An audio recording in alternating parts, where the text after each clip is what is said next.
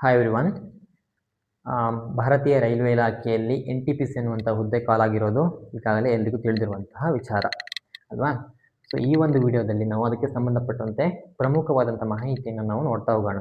So ಏನೆಲ್ಲ ನಾವು ನೋಡ್ತೀವಿ ಅಂತ ಹೇಳೋದಾದರೆ, ಪ್ರಮುಖ ದಿನಾಂಕಗಳು ಯಾವ್ಯಾವುದಿದ್ದಾವೆ, ಖಾಲಿ ಹುದ್ದೆಗಳ ಸಂಖ್ಯೆ ಎಷ್ಟಿದೆ, ಯಾವ್ಯಾವ ಹುದ್ದೆಗಳು ಖಾಲಿ ಇದ್ದಾವೆ, ನಂತರ ಆ ಹುದ್ದೆಗಳಿಗೆ ವಿದ್ಯಾರ್ಹತೆ ಏನು, ವಯಸ್ಸಿನ ಮಿತಿ ಏನಿದೆ, ಪರೀಕ್ಷೆಯ ಶುಲ್ಕ ಏನಿದೆ, ಪರೀಕ್ಷಾ ವಿಧಾನ ಹೇಗೆ ನಡೆಯುತ್ತೆ, ನಂತರ ಸಿಲೆಬಸ್ ಏನಿದೆ, ಸಂಬಳ ಏನಿದೆ, ಆನಂತರ ಈ ಒಂದು ಅಪ್ಲಿಕೇಶನ್ ಹಾಕಲಿಕ್ಕೆ ಬೇಕಾಗುವಂಥ ದಾಖಲಾತಿಗಳು ಏನೇನು ಅಂತ ನಾವು ಈ ಒಂದು ವಿಡಿಯೋದಲ್ಲಿ ನೋಡ್ತಾ ಹೋಗೋಣ. ಸೊ ತುಂಬ ಜನಕ್ಕೆ ಕನ್ಫ್ಯೂಷನ್ಸ್ ಇದೆ. NTPC ಅಂದರೆ ಏನು ಅಂತದ್ದು ಇನ್ನೂ ಕ್ಲಾರಿಟಿ ಇಲ್ಲ. ಸೊ NTPC ಅಂತ ಹೇಳೋದಾದರೆ ಹೆಸರೇ ಹೇಳ್ತಿದೆ, ನಾನ್ ಟೆಕ್ನಿಕಲ್ ಪಾಪ್ಯುಲರ್ ಕ್ಯಾಟಗರೀಸ್ ಅಥವಾ ತಾಂತ್ರಿಕೇತರ ಹುದ್ದೆಗಳು.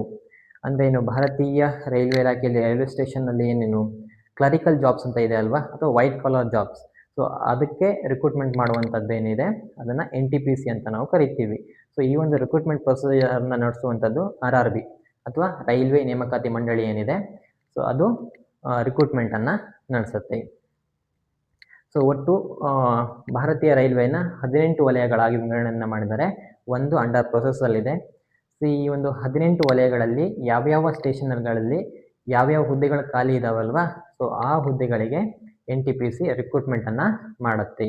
ಸೊ ನಮಗೆ ಅಥವಾ ಕರ್ನಾಟಕಕ್ಕೆ ಸಂಬಂಧಪಡೋದು ಸೌತ್ ವೆಸ್ಟರ್ನ್ ರೈಲ್ವೆ. ಸೊ ಇದರ ಒಂದು ಕೇಂದ್ರ ಸ್ಥಾನ ಅಥವಾ ಹೆಡ್ ಕ್ವಾರ್ಟರ್ ಇರುವಂಥದ್ದು ಹುಬ್ಬಳ್ಳಿಯಲ್ಲಿ. ಸೊ ಇದರ ಒಂದು ವಿಭಾಗ ಅಂತ ಹೇಳೋದಾದರೆ ನಮ್ಮ ಬೆಂಗಳೂರು ಮತ್ತು ಮೈಸೂರು. ಓಕೆ, ನಾವು ಈ ಒಂದು ಝೋನ್ ಅಥವಾ ಈ ಒಂದು ವಲಯಕ್ಕೆ ನಾವು ಅಪ್ಲಿಕೇಶನನ್ನು ಹಾಕ್ಬೋದು. ಸೊ ಮತ್ತೆ ಒಂದು ನೆನಪಿರಲಿ, ಈ 18 ವಲಯ ಇದ್ದರೆ 18 ವಲಯಕ್ಕೂ ನಾವು ಅಪ್ಲಿಕೇಶನ್ ಹಾಕಲಿಕ್ಕೆ ಸಾಧ್ಯತೆ ಇಲ್ಲ. ಯಾವುದೋ ಒಂದು ವಲಯಕ್ಕೆ ಮಾತ್ರ ನಾವು ಅಪ್ಲಿಕೇಶನನ್ನು ಹಾಕ್ಬೋದು. ಸೊ ನಮ್ಮದು ಕರ್ನಾಟಕ ಆಗಿರೋದ್ರಿಂದ ಸೊ ನಾವು SWR ಅಥವಾ ಏನು RRB ಬೆಂಗಳೂರು ಏನಿದೆ ಅಲ್ವಾ, ಸೊ ಅಲ್ಲಿಗೆ ನಾವು ಅಪ್ಲಿಕೇಶನನ್ನು ನಾವು ಹಾಕಬಹುದು. Okay, so next important days. So ಇಲ್ಲಿ ನಿಮಗೆ 2 ನೋಟಿಫಿಕೇಶನನ್ನು ರಿಲೀಸ್ ಮಾಡಿದ್ದಾರೆ. ಸೊ ಎರಡನೇ NTPC ಅಂತಲೇ ಕರೆಯುವಂಥದ್ದು. ಒಂದು ಗ್ರ್ಯಾಜುಯೇಷನ್ ಮೇಲೆ ಪೋಸ್ಟ್ ಇರುತ್ತೆ, ಇನ್ನೊಂದು ಅಂಡರ್ ಗ್ರ್ಯಾಜುಯೇಷನ್ ಮೇಲೆ ಪೋಸ್ಟ್ ಇರುತ್ತೆ. ಸೊ ಗ್ರ್ಯಾಜುಯೇಷನ್ ಮೇಲೆ ಪೋಸ್ಟು ಆಲ್ರೆಡಿ ಕಾಲ್ ಆಗಿದೆ, ಅಂಡರ್ ಗ್ರ್ಯಾಜುಯೇಷನ್ ಮೇಲೆ ಕೂಡ ಆಲ್ರೆಡಿ ಕಾಲ್ ಆಗಿದೆ. ಸೊ ಹಾಗಾದರೆ ಇದರ ಕ್ಲೋಸಿಂಗ್ ಡೇಟ್ ಅಥವಾ ಅಪ್ಲಿಕೇಶನ್ ಕ್ಲೋಸಿಂಗ್ ಡೇಟ್ ಯಾವಾಗ ಅಂತ ಹೇಳೋದಾದರೆ November 20 graduation, and under graduation close ಆಗುವಂಥದ್ದು 27 ನವೆಂಬರ್ಗೆ. 2 ಅಪ್ಲಿಕೇಶನ್ಸ್ ಕ್ಲೋಸ್ ಆಗುತ್ತೆ. ಅಪ್ಲಿಕೇಶನ್ನ ನೀವು ಸಬ್ಮಿಟ್ ಮಾಡಿರಬೇಕು. ಇನ್ ಕೇಸ್ ನೀವು ಪೇಮೆಂಟ್ ಮಾಡಿಲ್ಲ ಅಂದರೆ ಅದಕ್ಕೂ ಕೂಡ ಟೈಮ್ ಇದೆ.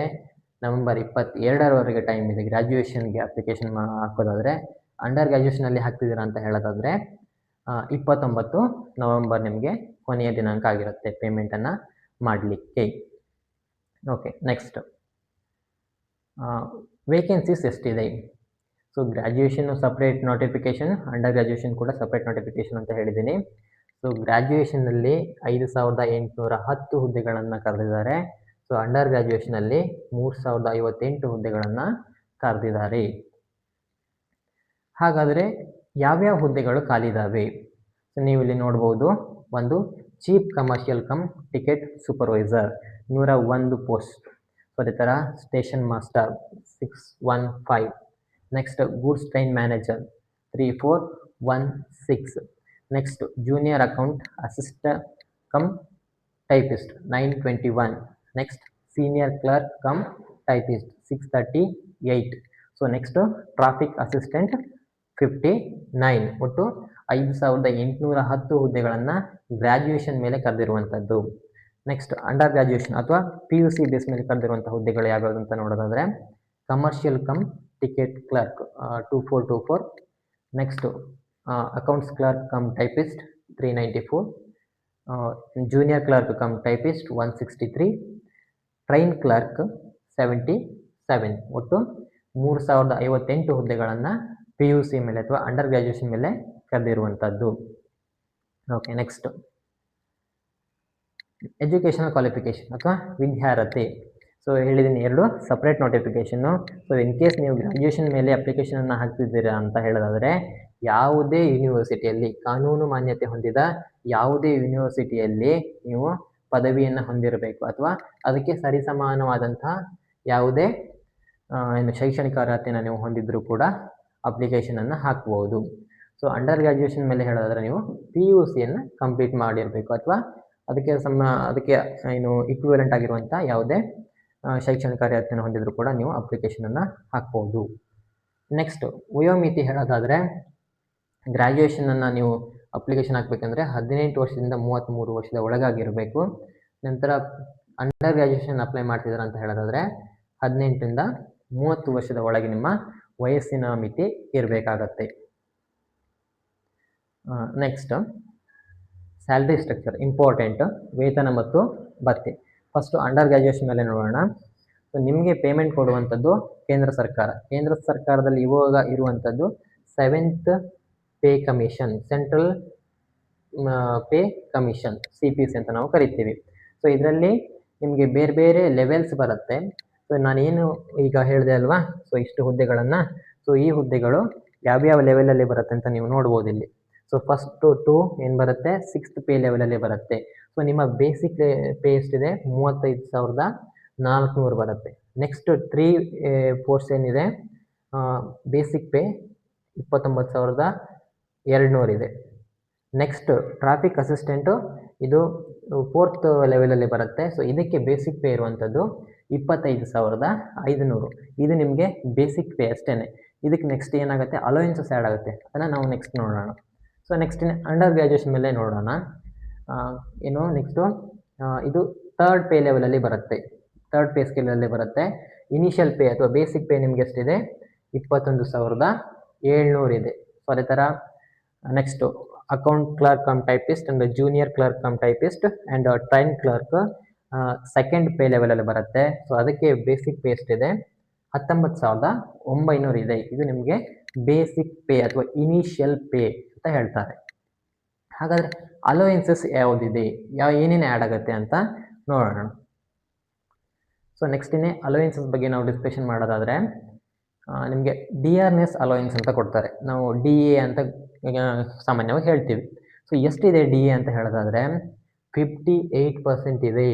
ಅಂದರೆ ನಿಮ್ಮ ಸ್ಯಾಲ್ರಿ ಎಷ್ಟಿದೆ ಅದರ 50%.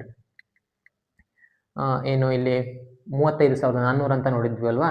ಸೊ 35,400ಕ್ಕೆ 58% ಎಷ್ಟಾಗತ್ತೆ, ಸೊ ಅಷ್ಟು ಆ್ಯಡ್ ಆಗುತ್ತೆ. 35,400ಕ್ಕೆ ಈ 58% ಆ್ಯಡ್ ಆಗುತ್ತೆ. Next house rent allowances. So house rent allowances ಅಥವಾ HRA ಅಂತ ನಾವು ಕರಿತೀವಿ. ಸೊ ಇದು ನಿಮಗೆ ಸಿಟಿ ಬೇಸ್ ಮೇಲೆ ವೇರಿ ಆಗುತ್ತೆ. ಸೊ ಯಾಕಂದರೆ ನೀವಿಲ್ಲಿ ನೋಡ್ಬೋದು X cities, Y cities, Z cities ಅಂತ 3 ಕ್ಯಾಟಗರಿಯನ್ನು ಮಾಡಿದೆ. ಸೊ ಇನ್ ಕೇಸ್ ನಿಮ್ಮ ಪೋಸ್ಟಿಂಗ್ X ಸಿಟೀಸಲ್ಲಿ ಆಗಿದೆ ಅಥವಾ ಮೆಟ್ರೋಪಾಲಿಟನ್ ಸಿಟೀಸ್, ಫಾರ್ ಎಕ್ಸಾಂಪಲ್ ನಮ್ಮ ಬೆಂಗಳೂರು, ಹೈದರಾಬಾದ್, ಚೆನ್ನೈ, ಮುಂಬೈ ಇವನ್ನೆಲ್ಲ ನಾವು ಮೆಟ್ರೋಪಾಲಿಟನ್ ಸಿಟೀಸ್ ಅಥವಾ ಬಿಗ್ ಸಿಟೀಸ್ ಅಂತ ನಾವು ಕರಿತೀವಿ. ಇನ್ ಕೇಸ್ ನಿಮ್ಮ ಪೋಸ್ಟಿಂಗ್ ಅಲ್ಲಿ ಆದರೆ ನಿಮ್ಮ ಬೇಸಿಕ್ ಪೇಯ 28% ನಿಮಗೆ ಆ್ಯಡ್ ಆಗುತ್ತೆ. Y ಸಿಟಿ ಆದರೆ 18%, Z ಸಿಟಿ ಆದರೆ 9% ನಿಮಗೆ ಆ್ಯಡ್ ಆಗುತ್ತೆ. Next transport allowance. ಇನ್ ಕೇಸ್ ನೀವು ಎಲ್ಲೋ ಟ್ರಾವೆಲ್ ಮಾಡಿ ಬರ್ತಿದ್ದೀರಾ ನಿಮ್ಮ ವರ್ಕಿಂಗ್ ಪ್ಲೇಸಿಗೆ ಅಂತ ಹೇಳೋದಾದರೆ, ಅದು running allowances, paid employees whose duties requires them to travel. ಅಂದರೆ ನೀವೆಲ್ಲೋ ಟ್ರಾವೆಲ್ ಮಾಡಿ ಬರ್ತಿದ್ದೀರಾ ಅಂತ ಹೇಳಿದ್ರೆ ನಿಮಗೆ ರನ್ನಿಂಗ್ ಅಲೋಯೆನ್ಸನ್ನು ಕೊಡ್ತಾರೆ. ಆ್ಯಂಡ್ ಟ್ರಾನ್ಸ್ಪೋರ್ಟ್ ಅಲೋಯೆನ್ಸ್ ಅಥವಾ TA ಕೂಡ ಕೊಡ್ತಾರೆ. ಅದು ಕೂಡ ನಿಮಗೆ ಸಿಟಿ ಕ್ಯಾಟಗರೀಸ್ ಮೇಲೇ ವೇರಿ ಆಗುತ್ತೆ. ನೆಕ್ಸ್ಟ್ ರೈಲ್ವೆ ಡಿಪಾರ್ಟ್ಮೆಂಟಲ್ಲಿರುವಂಥ ಈ ಒಂದು ಅಲೋಯೆನ್ಸಸ್ ಇದೆಯಲ್ಲ, ಸಾಮಾನ್ಯವಾಗಿ ರೈಲ್ವೆ ಡಿಪಾರ್ಟ್ಮೆಂಟಲ್ಲಿ ನಾವು ನೋಡ್ತೀವಿ. ಒಂದು ನೈಟ್ ಡ್ಯೂಟಿ ಅಲೋಯೆನ್ಸಸ್, ಅಂದರೆ ನೀವು ಒಂದು ನೈಟ್ ಶಿಫ್ಟ್ ಏನಾದ್ರು ಇದ್ದರೆ ಸೊ ಅದಕ್ಕೆ ನಿಮಗೆ ಕಾಂಪನ್ಸೇಷನನ್ನು ಆ್ಯಡ್ ಮಾಡಿ ಕೊಡ್ತಾರೆ. Next over time allowances, OT ಏನಿದೆ ಅಲ್ವಾ. ಸೊ ಅಂದರೆ ನೀವು ನಿಮ್ಮ ರೆಗ್ಯುಲರ್ ಡ್ಯೂಟಿಗಿಂತನೂ ಎಕ್ಸ್ಟ್ರಾ ಡ್ಯೂಟಿಯನ್ನು ನೀವು ಮಾಡಿದರೆ ಸೊ ಅದಕ್ಕೂ ಕೂಡ ನಿಮಗೆ ಕಾಂಪನ್ಸೇಷನನ್ನು ಕೊಡ್ತಾರೆ. ನೆಕ್ಸ್ಟು ಕಾಂಪನ್ಸೇಷನ್ ಆನ್ ಹಾಲಿಡೇಸ್, ಅಂದರೆ ಯಾವುದೋ ಒಂದು ಗೌರ್ಮೆಂಟ್ ಹಾಲಿಡೇ ಇದೆ, ಸೊ ಆ ದಿನವೂ ಕೂಡ ನೀವು ವರ್ಕನ್ನು ಮಾಡಿದರೆ ಅದಕ್ಕೂ ಕೂಡ ನಿಮಗೆ ಸೆಂಟ್ರಲ್ ಗೌರ್ಮೆಂಟ್ ನಿಮಗೆ ಕಾಂಪನ್ಸೇಷನನ್ನು ಕೊಡುತ್ತೆ. ನೆಕ್ಸ್ಟ್ ಇದಲ್ಲದೆ ನೀವು ಮತ್ತೆ ಬೇರೆ ಅಲೋಯೆನ್ಸಸ್ ಏನಂತ ಕೇಳ್ಬೋದು, ಒಂದು ಫ್ರೀ ಟ್ರಾವೆಲ್ ಕಾರ್ಡನ್ನು ನಿಮಗೆ ಕೊಡುತ್ತೆ. ಸೊ ಅದರಿಂದ ನಿಮ್ಮ ಫ್ಯಾಮಿಲಿ ಆ್ಯಂಡ್ ಎಂಪ್ಲಾಯಿ ಇಬ್ಬರಿಗೂ ಕೂಡ ಆ ಒಂದು ಬೆನಿಫಿಟನ್ನು ತಗೋಬೋದು. Next medical benefit. ಸೊ ಇದು ಕೂಡ ನಿಮಗೆ ಎಂಪ್ಲಾಯ್ ಆ್ಯಂಡ್ ಫ್ಯಾಮಿಲಿಗೆ ಸಿಗತ್ತೆ. ನಂತರ ಪೆನ್ಷನ್ ಬೆನಿಫಿಟ್, ಇದು ಎಂಪ್ಲಾಯಿಗೆ ಸಿಗುವಂಥದ್ದು. ಸೊ ಇಷ್ಟು ಬೆನಿಫಿಟ್ ಇರೋದ್ರಿಂದ ಸೊ ಸಾಮಾನ್ಯವಾಗಿ ಕಾಂಪಿಟೇಷನ್ ಇದ್ದೇ ಇರುತ್ತೆ, ನೀವು ಕೂಡ ಇದಕ್ಕೆ ಅಪ್ಲೈಯನ್ನು ಮಾಡಬಹುದು. ಓಕೆ, ಸೊ ನೆಕ್ಸ್ಟ್ ನೀವಿಲ್ಲಿ ನೋಡ್ಬೋದು 6th ಪೇ ಲೆವೆಲ್ ಏನಿದೆ ಅಲ್ವಾ, ಸೊ ಅದಕ್ಕೆ ನಾನು ಜಸ್ಟ್ ಒಂದು ಕ್ಯಾಲ್ಕುಲೇಷನ್ ಮಾಡಿ ಹೇಳ್ತಿರುವಂಥದ್ದು. ಇಲ್ಲಿ ಬೇಸಿಕ್ ಪೇ ಎಷ್ಟಿದೆ, 35,400. ಸೊ ಅದಕ್ಕೆ DA ಅಂದರೆ ಮೆಟ್ರೋಪಾಲಿಟನ್ ಸಿಟೀಸಲ್ಲಿ 20,532 ಆ್ಯಡ್ ಆಗುತ್ತೆ. ನೆಕ್ಸ್ಟ್ HRA, ಇದು ಕೂಡ metropolitan city, 10,620. Next TA 5,688. So ಇದೆಲ್ಲವನ್ನು ಕ್ಯಾಲ್ಕುಲೇಟ್ ಮಾಡಿದಾಗ ನಮಗೆ ನಿಯರ್ಲಿ ಗ್ರಾಸ್ ಸ್ಯಾಲ್ರಿ 72,240 ಆಗುತ್ತೆ. ಸೊ ನಿಮ್ದೇನು NPS ಕಾಂಟ್ರಿಬ್ಯೂಷನ್ನು ಅಥವಾ ನಿಮ್ದೇನು ಎಕ್ಸೆಟ್ರಾ ಕಟ್ ಮಾಡ್ತಾರೆ, ಸೊ ಅದೆಲ್ಲ ಕಟ್ ಆದ್ರೂ ಕೂಡ ನಿಯರ್ಲಿ 66,197. ಸೊ ಇದೇ ಅಕ್ಯುರೇಟ್ ಅಂತ ನಾನು ಹೇಳೋದಿಲ್ಲ, 60 ಎಬೋವ್ ಅಂತೂ ಖಂಡಿತವಾಗಿ ನಿಮಗೆ ಸಿಗತ್ತೆ. ಯಾವುದಕ್ಕೆ, ಪೇ ಲೆವೆಲ್ 6ಲ್ಲಿ ಏನು ಕರೆದಿದ್ದಾರಲ್ವ ಆ ಒಂದು ಪೋಸ್ಟ್ಗೆ. ಸೊ ಅದೇ ಥರ ನಾವಿಲ್ಲಿ ಅಂಡರ್ ಗ್ರ್ಯಾಜುಯೇಷನ್ ಮೇಲೆ ಕೂಡ ನೋಡ್ಬೋದು. ಪೇ ಲೆವೆಲ್ 3ಯಲ್ಲಿ ನಮ್ಮ ಬೇಸಿಕ್ ಪೇ 21,700 ಇದೆ. ಅದಕ್ಕೆ DA 28%, 12,586. And HRA 6,510. And TA 5,688. Overall ನಿಮಗೆ ಗ್ರಾಸ್ ಸ್ಯಾಲ್ರಿ 46,484, 46,484 ಸಿಗುತ್ತೆ. ನೆಟ್ ಸ್ಯಾಲ್ರಿ ಹೇಳಿದೆ ಅಲ್ವಾ, ಅಕ್ಯುರೇಟ್ ನಾನು ಇಷ್ಟೇ ಅಂತ ಹೇಳೋದಿಲ್ಲ, 40+ ಅಂತೂ ನಿಮಗೆ ಸಿಗತ್ತೆ. ಸೊ ನೋಡಿ, 12th ಬೇಸ್ ಮೇಲೆ ನೀವು ಬರೀತಿದ್ದೀರಾ, ಆದರೆ ನಿಮ್ಮ ಫಸ್ಟ್ ಸ್ಯಾಲ್ರಿ ಎಷ್ಟಿದೆ, 40+ ಇದೆ. ಸೊ ಹಾಗಾಗಿ ನೀವು ಒಂಚೂರು ಥಿಂಕ್ ಮಾಡಿ ಅಪ್ಲಿಕೇಶನ್ ಹಾಕಬೇಕು. Next mainly exam fees. So ಈ ಥರ ಒಂದು ಬೆನಿಫಿಟನ್ನು ನೀವೆಲ್ಲೂ ತಗೊಳ್ಳಲ್ಲ ಅಂದ್ಕೊತಿದ್ದೀನಿ. RRBಲ್ ಮಾತ್ರ ನೋಡೋಕ್ಕೆ ಸಾಧ್ಯ ಇದೊಂದು. ಅನ್ರಿಸರ್ವ್ಡ್ OBC ಅಥವಾ ಎಕನಾಮಿಕಲ್ ವೀಕರ್ ಸೆಕ್ಷನ್ ಇದ್ದರೆ ನೀವು 500 ನೀವು ಪೇಮೆಂಟ್ ಮಾಡಬೇಕಾಗುತ್ತೆ ಅಪ್ಲಿಕೇಶನ್ ಹಾಕುವಾಗ. ಆ್ಯಂಡ್ ನೆಕ್ಸ್ಟ್ ಅಂಡರ್ ಗ್ರ್ಯಾಜುಯೇಷನ್ ಎರಡೂ ಕೂಡ ಸೇಮ್, ಅದರಲ್ಲೇನು ಡಿಫ್ರೆನ್ಸ್ ಇಲ್ಲ. So SC ST and PWD ಅಂತ ಬಂದಾಗ ನೀವು 250 ಪೇಮೆಂಟ್ ಮಾಡಬೇಕಾಗತ್ತೆ. ಬಟ್ ಇಲ್ಲಿ ಒಂದು ವಿಶೇಷತೆ ಏನಂದರೆ 400 ರೂಪೀಸ್ನ ನಿಮಗೆ ಏನು ಮಾಡ್ತಾರೆ, ಅವರು ರೀಫಂಡ್ ಮಾಡ್ತಾರೆ. ಯಾರಿಗೆ, OBC ಅಂಡರ್ ಗ್ರ್ಯಾಜುಯೇಷನ್ ಏನು UR ಅನ್ರಿಸರ್ವ್ಡ್ ಅಥವಾ EWS ಇದ್ದರೆ. ಆ್ಯಂಡ್ SC ST ಅಥವಾ PWDs ಇದ್ದರೆ ನಿಮಗೆ 250 ಕೂಡ ರೀಫಂಡ್ ಆಗುತ್ತೆ. ಅದು ಯಾವಾಗ ಅಂತ ಕೇಳಿದರೆ, ನೀವು CBT 1, ಸೊ ಇಲ್ಲಿ 2 ಸ್ಟೆಪ್ಪಲ್ಲಿ ಎಕ್ಸಾಮ್ ಆಗುತ್ತೆ, CBT 1 ಆ್ಯಂಡ್ CBT 2 ಅಂತ. CBT 1 ನೀವು ಅಟೆಂಡ್ ಮಾಡಿರಬೇಕು. ಜಸ್ಟ್ ಇನ್ನು ನೀವು ಕಟ್ ಆಫನ್ನು ಕ್ಲಿಯರ್ ಮಾಡಿ ಅಂತ ಹೇಳ್ತಿಲ್ಲ, ಅಟೆಂಡ್ ಮಾಡಿರಬೇಕು. ಅಟೆಂಡ್ ಮಾಡಿದ್ರೆ ನಿಮಗೆ 400 ರೀಫಂಡ್ ಆಗುತ್ತೆ.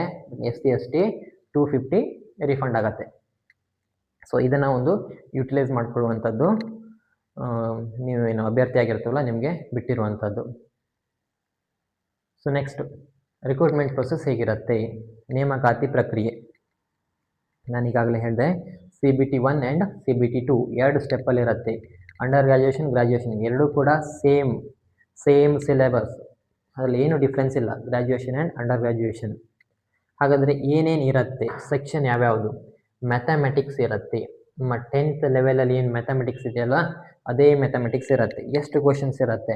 30 ಕ್ವಶನ್ ಇರುತ್ತೆ. ಎಷ್ಟು marks? 30 marks. Each question carry 1 mark. Next general intelligence and reasoning, ಅದು ಕೂಡ ಎಷ್ಟು? 30 ಮಾರ್ಕ್ಸ್, 30 ಕ್ವಶನ್ಸ್ ಇರುತ್ತೆ. ನೆಕ್ಸ್ಟ್ GK ಅಥವಾ ಜನರಲ್ ಅವೇರ್ನೆಸ್, ನಮ್ಮ history, polity, geography etcetera current affairs ಎಲ್ಲ ಇದೆಯಲ್ಲ, ಸೊ ಅದು ಕವರ್ ಆಗುವಂಥದ್ದು. 40 ಕ್ವಶನ್ಸ್ ಇರುತ್ತೆ, 40 ಮಾರ್ಕ್ಸ್ ಇರುತ್ತೆ. ಓವರಾಲ್ ನಿಮಗೆ 100 ಮಾರ್ಕ್ಸು, 100 ಕ್ವಶನ್ಸು, 90 ಮಿನಿಟ್ಸ್. ಇದು CBT 1. ಸೊ ನೀವಿಲ್ಲಿ ಕಟ್ ಆಫನ್ನು ಕ್ಲಿಯರ್ ಮಾಡಿದರೆ next you are eligible to CBT 2. CBT 2 ಕೂಡ ನಿಮಗೆ same syllabus, mathematics, but 35 question, 35 marks. Next reasoning and general intelligence, ಇದು ಕೂಡ 35 question, 35 marks. Next general awareness 50 question 50 marks. But ನಿಮ್ಗೆ ಇಲ್ಲಿ ಟೈಮಲ್ಲಿ ಯಾವುದೇ ಚೇಂಜಸ್ ಇರೋದಿಲ್ಲ. ಸೊ 90 ಮಿನಿಟ್ಸ್ CBT 1 ಅಲ್ಲಿ ಕೂಡ 90 ಮಿನಿಟ್, CBT 2 ಅಲ್ಲಿ ಕೂಡ 90 ಮಿನಿಟ್ಸ್ ಇರುತ್ತೆ. ಸೊ ಇದು ನೀವು ಗ್ರಾಜ್ಯುಯೇಷನ್ ಮೇಲೆ ಬರೀರಿ ಬೇಕಾದರೆ ಸೇಮ್ ಪ್ಯಾಟರ್ನ್, ಅಂಡರ್ ಗ್ರಾಜ್ಯುಯೇಷನ್ ಬೇಕಾದರೆ ಬರೀರಿ ಸೇಮ್ ಪ್ಯಾಟರ್ನ್. ಸೊ ನಿಮಗೆ ಇನ್ನೊಂದು ಅಡಿಷ್ನಲ್ ಚಾನ್ಸ್ ಏನಂದರೆ, ಕೆಲವು ಜನ ಇಂಗ್ಲೀಷ್ ಕಷ್ಟ ಆಗುತ್ತೆ, ಇಂಗ್ಲೀಷ್ ಗ್ರಾಮರ್. ಸೊ ಹೋದ ವರ್ಷದಿಂದ ಏನು ಮಾಡಿದ್ದಾರೆ ಅಂದರೆ ಇಂಗ್ಲೀಷ್ ಗ್ರಾಮರ್ ಸೆಕ್ಷನ್ ಅನ್ನೋದೇ ಇಲ್ಲ ನಿಮಗೆ. ಸೊ ನೀವು ಇಲ್ಲಿ ನೋಡ್ಬೋದು 3 ಸೆಕ್ಷನ್, ಒಂದು mathematics, general intelligence and reasoning and general awareness. So English ಅನ್ನುವಂಥದ್ದು ಇಲ್ಲ, ಇಂಗ್ಲೀಷ್ ಸೆಕ್ಷನ್ನೇ ಇಲ್ಲ ಅಲ್ವಾ. ಸೊ ಇದು ಯಾರು ಇಂಗ್ಲೀಷ್ ಕಷ್ಟ ಅಂತೀರಲ್ವಾ, ಸೊ ಅವರಿಗೆ ಹೆಲ್ಪ್ ಆಗುತ್ತೆ. ಸೊ ನೋಡಿ, ಇದು ಕೂಡ ನಿಮಗೆ ಅಪ್ಲೈ ಮಾಡಲಿಕ್ಕೆ ಒಂದು ರೀಸನ್. ಎರಡನೇದಾಗಿ ನೀವು ಸೆಂಟ್ರಲ್ ಎಕ್ಸಾಮ್ ಇದು ಕನ್ನಡ ಮಾಧ್ಯಮದಲ್ಲಿ ಬರೀಬಹುದಾ, ಪೇಪರ್ ಕನ್ನಡ ಮೀಡಿಯಮಲ್ಲಿ ಇರುತ್ತಾ? ಎಸ್, ಇದು ಕನ್ನಡ ಮಾಧ್ಯಮದಲ್ಲಿಯೂ ಇರುತ್ತೆ, ಕನ್ನಡ ಮಾಧ್ಯಮದಲ್ಲಿ ಕೂಡ ನೀವು ಬರೀಬಹುದು. ಅರ್ಥ ಆಯ್ತಾ? ನೆಕ್ಸ್ಟ್, ಏನೇನು ಅಪ್ಲಿಕೇಶನ್ಸ್ ಬೇಕು, ಅಪ್ಲಿಕೇಶನ್ ಹಾಕಲಿಕ್ಕೆ ಏನೇನು ಡಾಕ್ಯುಮೆಂಟ್ಸ್ ಬೇಕು? ಸೊ ನಿಮ್ಮದು ಆ್ಯಕ್ಟಿವ್ ಮೊಬೈಲ್ ನಂಬರ್ ಇರಬೇಕು. Next active email ID. So ನಿಮ್ದು ಯಾವುದಿಲ್ಲಿ ಲೆಟರ್ ಕನ್ವೊಕೇಶನ್ ಪೋಸ್ಟಲ್ಲಿ ಬರುವಂಥದ್ದು ಆ ರೀತಿ ಏನೂ ಇಲ್ಲ. ನಿಮ್ದು ಏನೇ ಇದ್ರೂ through mail and through message ನಡೆಯುತ್ತೆ ಕನ್ವೊಕೇಶನ್ಸು.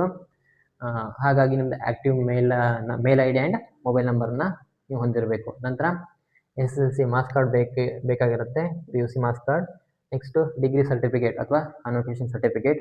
ಇಫ್ ನೀವು SC/ST ಅವರಾಗಿದ್ದರೆ SC/ST ಸರ್ಟಿಫಿಕೇಟನ್ನು ನೀವು ಹೊಂದಿರಬೇಕಾಗತ್ತೆ. ಇಫ್ ಇನ್ ಕೇಸ್ ನೀವು OBC ಆಗಿದ್ದರೆ OBC ಸರ್ಟಿಫಿಕೇಟನ್ನು ಹೊಂದಿರಬೇಕು. OBCಯಲ್ಲಿ ನಾನು ಕೋಟಾವನ್ನು ಕ್ಲೈಮ್ ಮಾಡ್ತೀನಿ ಅಂತ ಹೇಳೋದಾದರೆ. ಬಟ್ ನಿಮಗೆ ಇನ್ನೊಂದು ಇಲ್ಲಿ ಏನು ಹೇಳುತ್ತೆ ಅಂದರೆ, OBC ಸರ್ಟಿಫಿಕೇಟ್ ಈ ಒಂದು ಫೈನಾನ್ಷಿಯಲ್ ಇಯರ್ ಅಥವಾ ಏನು ಏಪ್ರಿಲ್ 1 ನಂತರ ಮಾಡಿಸಿದ್ದೇ ಆಗಿರಬೇಕು. ಸೊ ಹಳೇದಿದೆ ಅಂತ ಹೇಳಿದರೆ ಅದು ನಿಮಗೆ ತಗೊಳ್ಳಲ್ಲ ಅದು ವೆಬ್ಸೈಟ್. ನೆಕ್ಸ್ಟ್, ನೀವು EWS ಅಥವಾ PWDS ಆಗಿದ್ದರೆ ಅದಕ್ಕೂ ಕೂಡ ನೀವು ಸರ್ಟಿಫಿಕೇಟನ್ನು ಹೊಂದಿರಬೇಕು. Next, bank passbook with IFSC code ಎಲ್ಲ ನೀವು ಅಪ್ಲೋಡ್ ಮಾಡಬೇಕಾಗಿರುತ್ತೆ. ಹಾಗಾಗಿ ನಿಮಗೆ ಬ್ಯಾಂಕ್ ಪಾಸ್ಬುಕ್ ಕೂಡ ಬೇಕಾಗತ್ತೆ. ನೆಕ್ಸ್ಟ್, ಯಾವ ವೆಬ್ಸೈಟಲ್ಲಿ ಅಪ್ಲೋಡ್ ಮಾಡೋದು ಅಥವಾ ಅದನ್ನ ಅಪ್ಲಿಕೇಶನನ್ನು ಹಾಕ್ಬೋದು ಅಂತ ಹೇಳೋದಾದರೆ www.rrb.apply.gov.in ಅಲ್ಲಿ ನೀವು ಅಪ್ಲಿಕೇಶನ್ನ ಹಾಕ್ಬೋದು. ಸೊ ನಾನು ಮೊದಲೇ ತಿಳಿಸಿದ್ದೀನಿ, ಒಂದು RRBಗೆ ಮಾತ್ರ ನೀವು ಅಪ್ಲಿಕೇಶನನ್ನು ಹಾಕ್ಬೋದು. ಸೊ ಇದಕ್ಕೂ ಹೆಚ್ಚಿನದಾಗಿ ನಿಮ್ಗೆ ಏನಾದರೂ ಡೌಟ್ಸ್ ಇತ್ತು ಅಂತ ಹೇಳಿದರೆ ನೀವು ಕಮೆಂಟನ್ನು ಹಾಕ್ಬೋದು, ಅದಕ್ಕೆ ನಾನು ಕ್ಲಾರಿಟಿ ಕೊಡುವಂಥ ಪ್ರಯತ್ನವನ್ನು ಮಾಡ್ತೀನಿ. ಆ್ಯಂಡ್ ನೆಕ್ಸ್ಟು, ಇನ್ನು ನಮ್ಮ ಅಕಾಡೆಮಿ ಬಗ್ಗೆ ಹೇಳೋದಾದರೆ ಆಲ್ರೆಡಿ 4 ಬ್ಯಾಚಸ್ ಇದೆ ನಿಮಗೆ ನೋಡ್ಬೋದು ಇಲ್ಲಿ. Batch Hoysala, batch Chalukya, batch PGCET and foundation course. So ಈ ಒಂದು RRB ಅಥವಾ ಏನು NTPCಗೆ ನೀವು ಕೋಚಿಂಗನ್ನು ತಗೋತೀನಿ ಅಂತ ಹೇಳೋದಾದರೆ ನೀವು ಬ್ಯಾಚ್ ಚಾಲುಕ್ಯನ ನೀವು ಜಾಯ್ನ್ ಆಗ್ಬೋದು. ನಿಮಗೆ ಜಸ್ಟ್ ಫೀಸ್ 2000 ಇರುತ್ತೆ. ಆ್ಯಂಡ್ ನೆಕ್ಸ್ಟು, ಇದಕ್ಕೂ ಹೆಚ್ಚಿನ ಮಾಹಿತಿಯನ್ನು ನಿಮಗೆ ಬೇಕು ಅಂತ ಹೇಳೋದಾದರೆ ನೀವು ಕಮೆಂಟಲ್ಲಿ ತಿಳಿಸಿ, ಅಥವಾ ಇಲ್ಲಿ ಕೊಟ್ಟಿರುವಂಥ ಸ್ಕ್ಯಾನರನ್ನು ಸ್ಕ್ಯಾನ್ ಮಾಡೋದ್ರಿಂದ ನೀವು ನಮ್ಮ ವಾಟ್ಸಪ್ ಗ್ರೂಪಿಗೆ ಜಾಯ್ನ್ ಆಗ್ತೀರಾ. ಸೊ ಅಲ್ಲಿ ಮೆಸೇಜ್ ಮಾಡಿದರೂ ಕೂಡ ನಿಮಗೆ ಕ್ಲಾರಿಫಿಕೇಷನನ್ನು ಅಥವಾ ಕೋರ್ಸಿನ ಬಗ್ಗೆ ಕಂಪ್ಲೀಟ್ ಡೀಟೇಲ್ಸನ್ನು ನಾವು ಕೊಡ್ತೀವಿ. ಸೊ ಈ NTPCನ ಯಾಕೆ ಅಪ್ಲೈ ಮಾಡಬೇಕು ಅಂತ ಇನ್ನೊಂದು ರೀಸನ್ ಅಂತ ಹೇಳೋದಾದರೆ, ಸೊ ನೆಕ್ಸ್ಟ್ 2026 ಏನಾಗ್ತಿದೆ, 8th ಪೇ ಕಮಿಷನ್ 99% ಬರುವಂಥ ಚಾನ್ಸಸ್ ಇದೆ. ಸೊ ಅದರಿಂದ ನಾನೇನು ಹೇಳಿದೆ, 35,400 ಪೇ ಲೆವೆಲ್ 6 ಅಲ್ವಾ.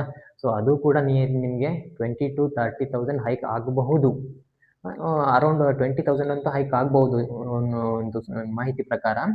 ಸೊ ಹಾಗಾಗಿ ಸ್ಯಾಲ್ರಿ ವೈಸ್ ಕೂಡ ನೀವು ನೋಡಿ ಹೇಳೋದಾದರೆ ಅಪ್ಲೈ ಮಾಡುವಂಥದ್ದು ತುಂಬ ಒಳ್ಳೆಯದು.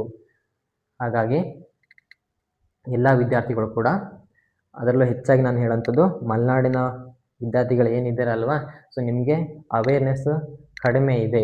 ಸೊ ಆದಷ್ಟು ಈ ಒಂದು ವಿಡಿಯೋವನ್ನು ಹೆಚ್ಚಿನ ಜನರಿಗೆ ಶೇರ್ ಮಾಡಿ, ಅಥವಾ ಇದಕ್ಕೆ ಸಂಬಂಧಪಟ್ಟಂತೆ ಏನೇ ಡೌಟ್ಸ್ ಇದ್ರೂ ಕಮೆಂಟನ್ನು ಹಾಕಿ.